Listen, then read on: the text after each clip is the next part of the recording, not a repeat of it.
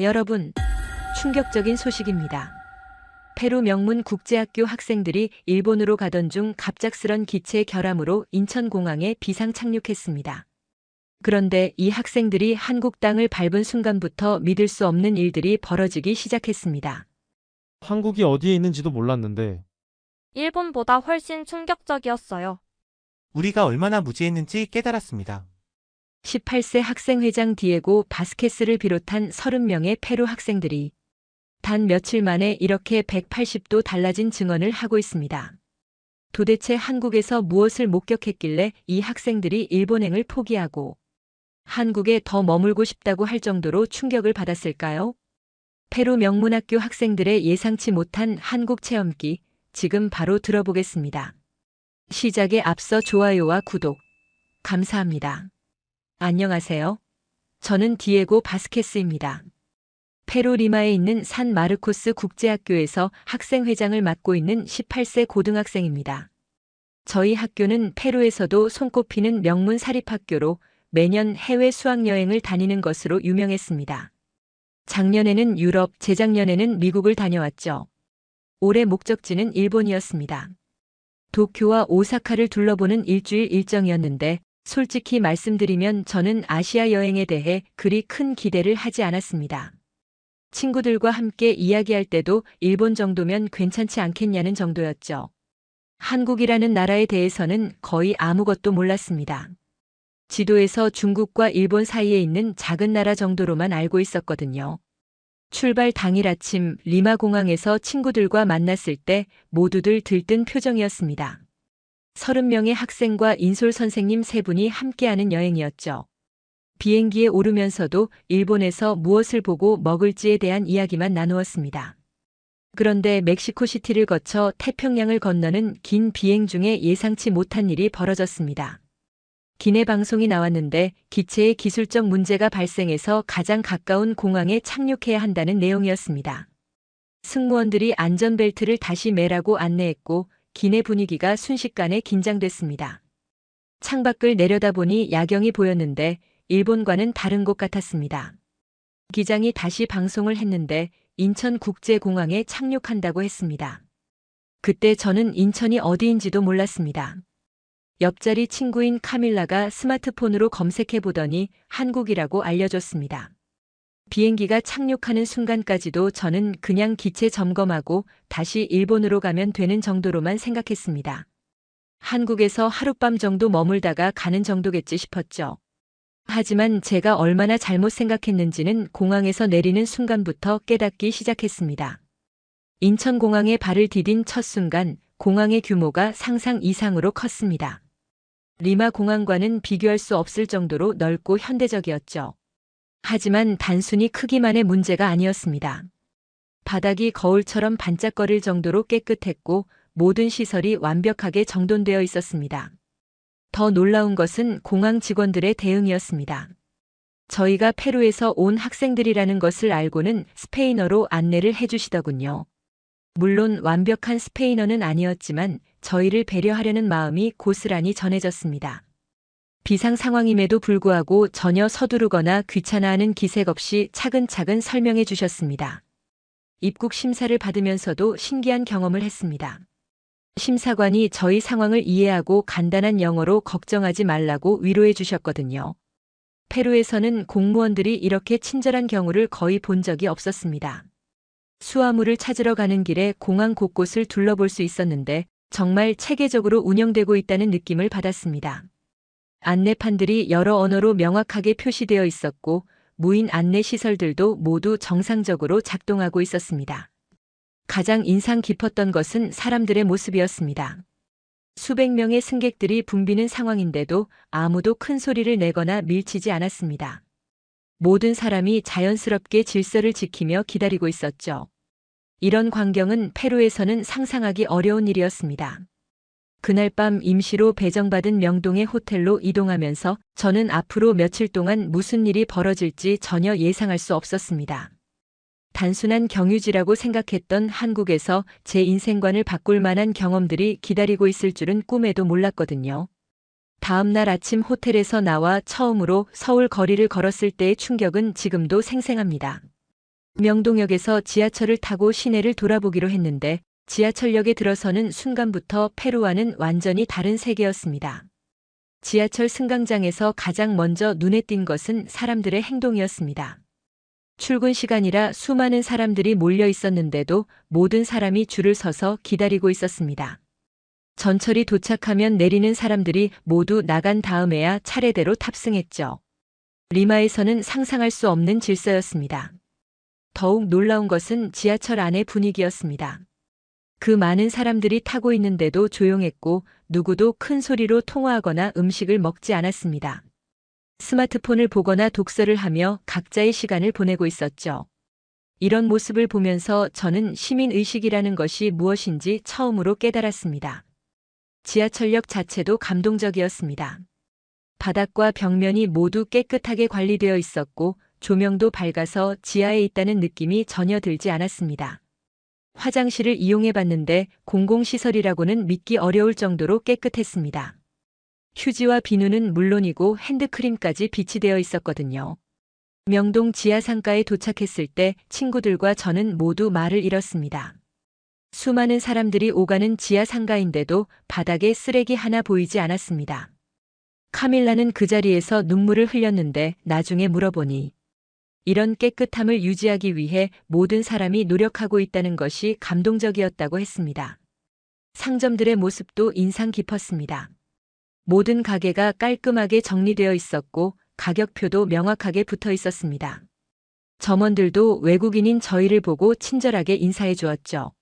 언어가 통하지 않았지만 몸짓과 미소로 소통하려고 노력해 주시는 모습이 고마웠습니다.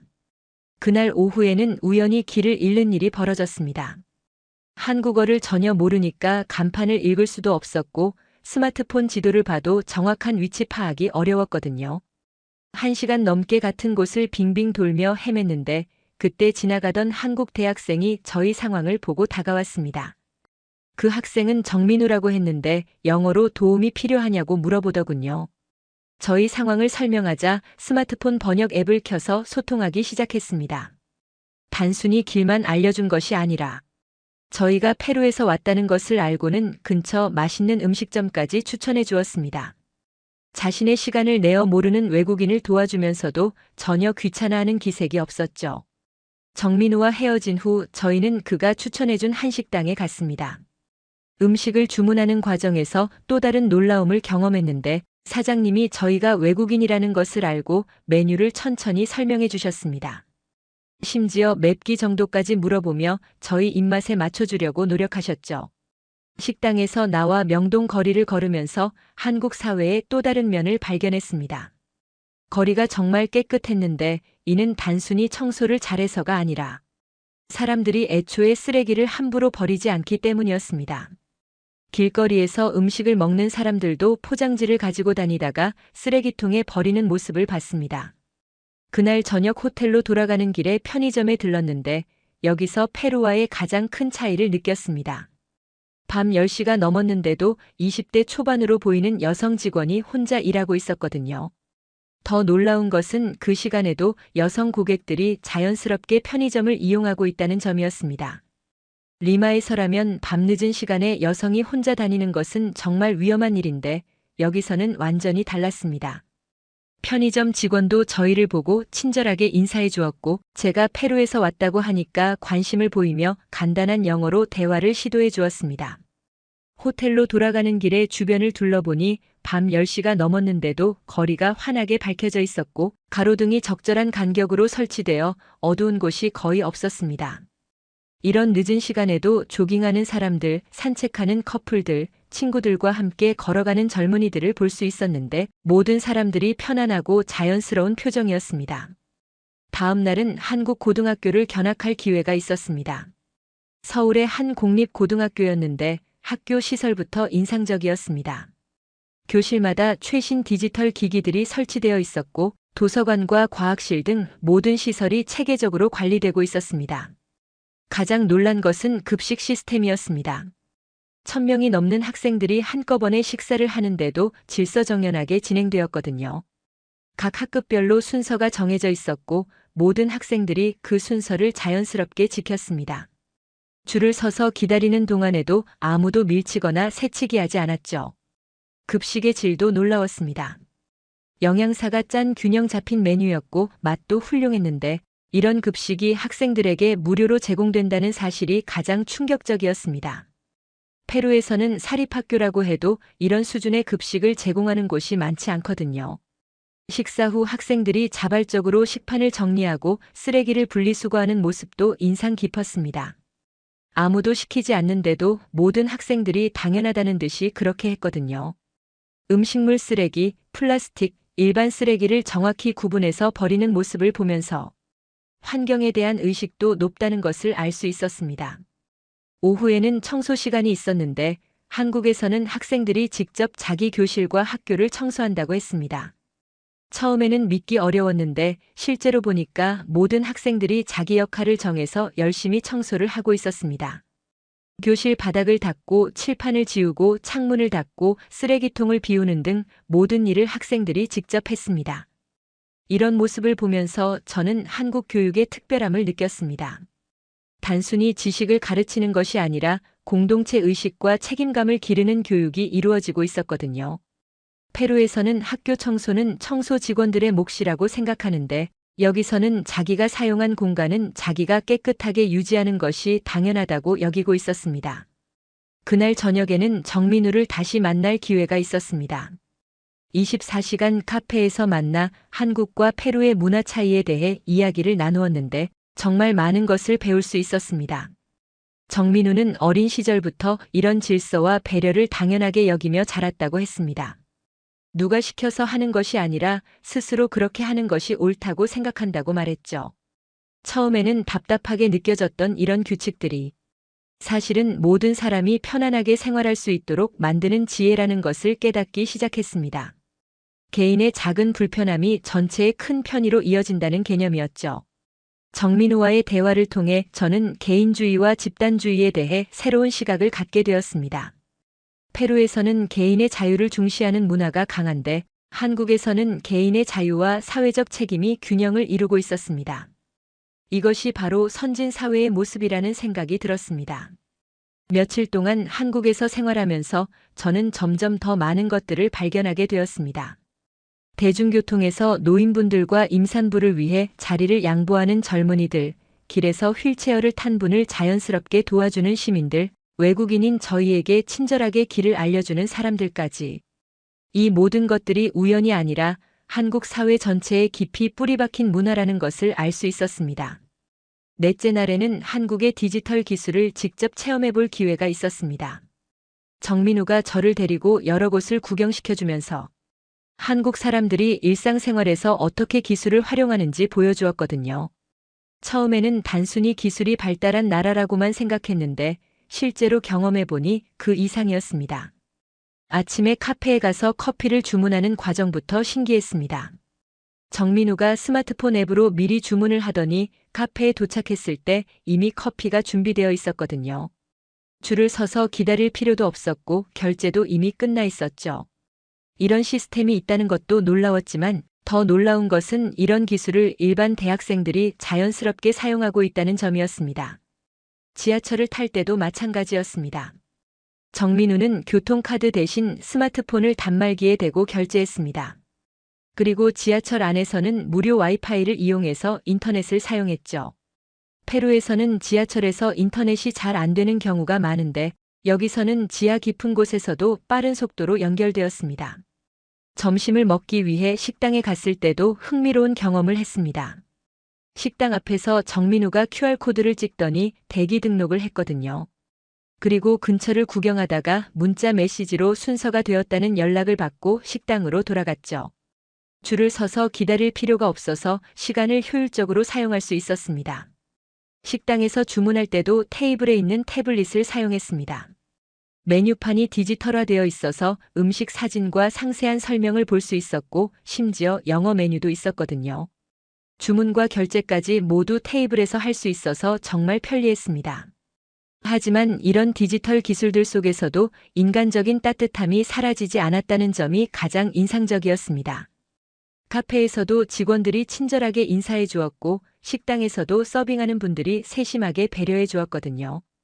기술이 인간관계를 대체하는 것이 아니라 보완하는 역할을 하고 있었습니다. 저녁에는 배달 앱을 사용해보는 경험을 했습니다.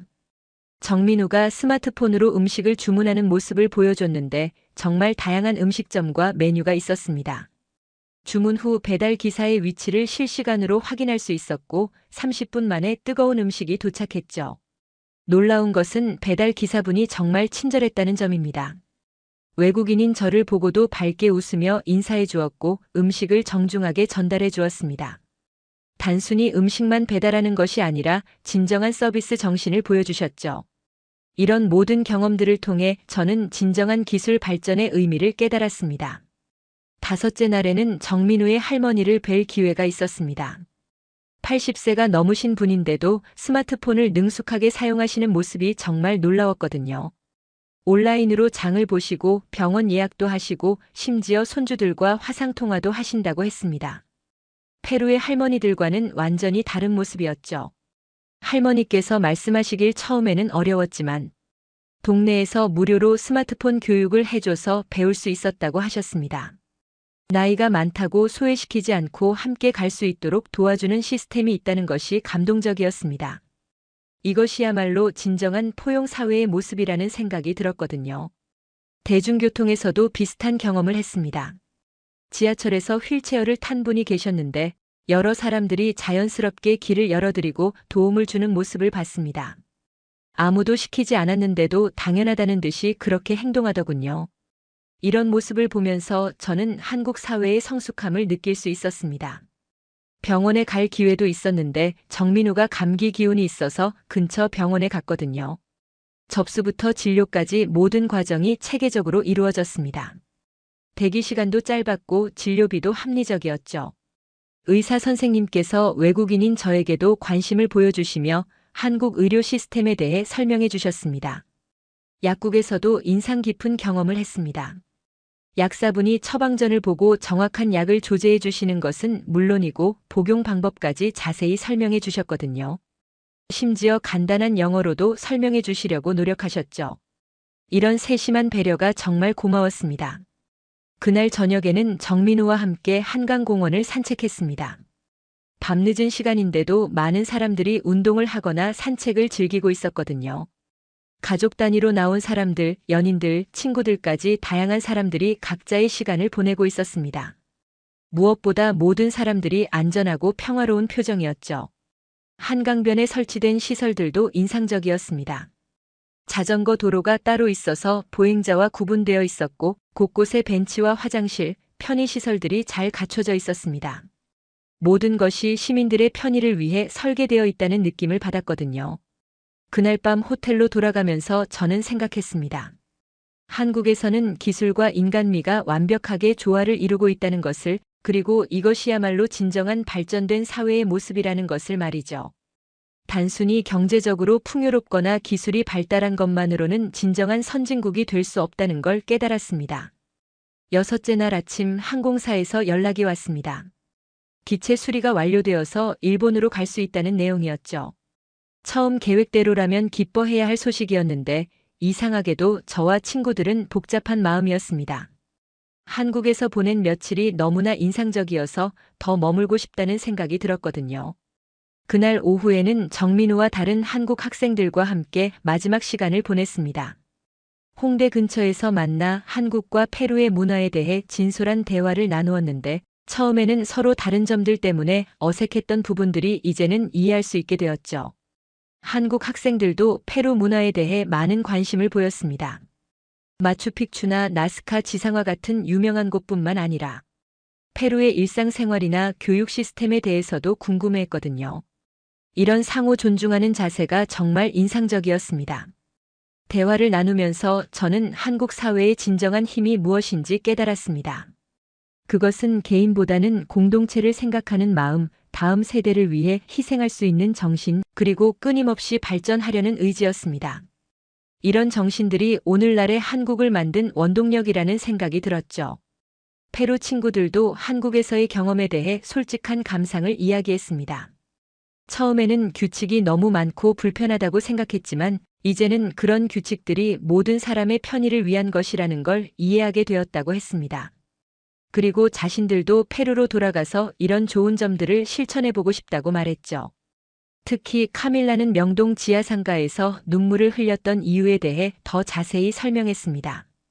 단순히 깨끗해서 놀란 것이 아니라 그런 깨끗함을 유지하기 위해 모든 사람이 협력하고 있다는 것을 느꼈기 때문이라고 했거든요.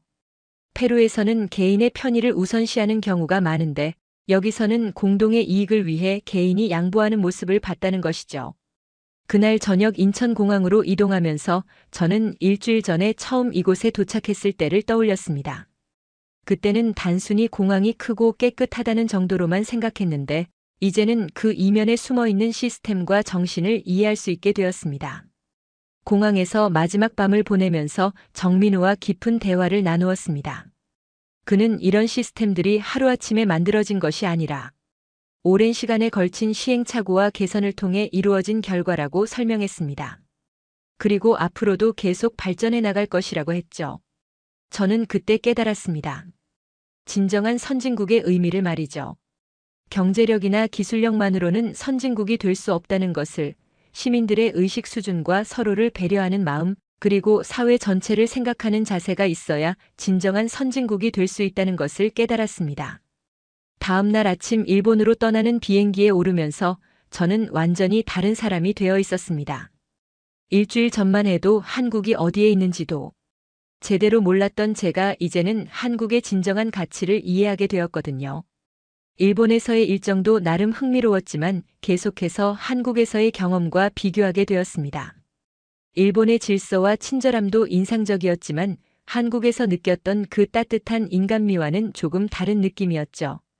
한국에서는 규칙과 질서 속에서도 진정한 배려와 관심이 느껴졌거든요.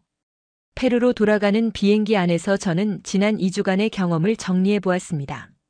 친구들과 가족들에게 어떻게 설명해야 할지 생각해 보면서 단순히 한국이 좋았다는 이야기가 아니라 왜 좋았는지, 무엇을 배웠는지를 제대로 전달하고 싶었습니다. 특히 페루 사회가 앞으로 어떤 방향으로 발전해야 할지에 대해서도 많은 생각을 하게 되었습니다. 한국의 발전 과정을 그대로 따라할 수는 없지만 그 정신만큼은 배울 수 있을 것 같았거든요. 개인보다는 공동체를 생각하는 마음, 다음 세대를 위해 투자하는 자세, 그리고 끊임없이 발전하려는 의지 같은 것들 말이죠. 리마 공항에 도착해서 가족들과 재회했을 때 저는 일주일 전과는 완전히 다른 사람이 되어 있었습니다. 한국에서의 경험이 제 인생관을 바꿔놓았거든요. 가족들도 제가 많이 성장했다고 말해주었습니다. 그날부터 저는 한국에서 배운 것들을 실천하기 시작했습니다. 학교에서 청소를 할 때도 더 적극적으로 참여했고 공공장소에서는 조용히 하려고 노력했습니다. 작은 변화였지만 의미가 있다고 생각했죠. 버스나 지하철에서도 노인분들께 자리를 양보하고 쓰레기는 반드시 쓰레기통에 버리는 습관을 기르기 시작했습니다. 한국어 공부도 시작했습니다. 인터넷으로 기초 문법을 배우고 한국 드라마나 음악을 통해 실제 사용되는 표현들을 익혔거든요. 처음에는 어려웠지만 한국에서의 좋은 기억들이 동기가 되어 꾸준히 할 수 있었습니다. 정민우와도 계속 연락을 주고받았습니다. 이메일과 메신저를 통해 서로의 근황을 전하고 한국어 공부에 대한 조언도 받았죠. 그가 보내준 한국 문화에 대한 자료들을 읽으면서 한국에 대한 이해를 더욱 깊게 할 수 있었습니다. 학교에서도 한국에서의 경험을 친구들과 선생님들께 소개했습니다. 처음에는 단순한 여행담 정도로 여겼던 사람들도 제가 구체적인 사례들을 들어 설명하자 진지하게 들어주었습니다. 특히 시민의식과 공동체 정신에 대한 이야기는 많은 사람들에게 깊은 인상을 남겼죠. 6개월이 지난 후 저는 한국대학의 교환학생 프로그램에 지원했습니다. 한국어 실력이 아직 부족했지만 열정만큼은 누구에게도 뒤지지 않는다는 자신감이 있었거든요. 다행히 합격해서 다시 한국으로 갈 수 있게 되었습니다. 1년 후 다시 인천공항에 도착했을 때의 감동은 이루 말할 수 없었습니다. 이번에는 단순한 관광객이 아니라 학생으로서 한국 사회를 더 깊이 이해하고 경험할 수 있게 되었거든요. 정민우가 공항에 마중 나와줬는데 1년 만에 만난 반가움도 컸지만 제가 한국어로 인사하는 모습을 보고 정말 놀라워했습니다. 대학에서의 생활은 또 다른 배움의 연속이었습니다. 한국 학생들과 함께 수업을 듣고 과제를 하면서 한국 교육의 우수성을 직접 체험할 수 있었죠. 또한 다양한 동아리 활동을 통해 한국의 젊은이들이 어떤 생각을 하고 살아가는지도 알 수 있었습니다. 지금 생각해보면 그 예상치 못한 인천공항 착륙이 제 인생을 바꾼 가장 중요한 순간이었습니다. 한국이라는 나라를 통해 진정한 선진국의 의미를 배웠고 앞으로 어떤 사람이 되어야 할지에 대해서도 깨달을 수 있었거든요. 그리고 무엇보다 세상을 보는 눈이 넓어졌다는 것이 가장 큰 수확이었죠. 현재 저는 페루로 돌아가서 한국에서 배운 것들을 제 나라 발전에 도움이 되도록 활용하고 싶다는 꿈을 가지고 있습니다. 언젠가는 한국과 페루를 잇는 다리 역할을 하는 사람이 되고 싶습니다. 그 시작은 바로 예상치 못한 그 비상 착륙이었습니다. 오늘 사연은 여기까지입니다. 페루 학생이 일본행 중 한국에 비상 착륙해 선진 문화를 체험한 스토리 어떠셨나요? 사연의 주인공에게 응원의 댓글을 남겨주세요. 지금까지 감동정거장에서 사연 전해드렸습니다. 사연이 마음에 드셨다면 좋아요와 구독 부탁드립니다. 시청해주셔서 감사합니다.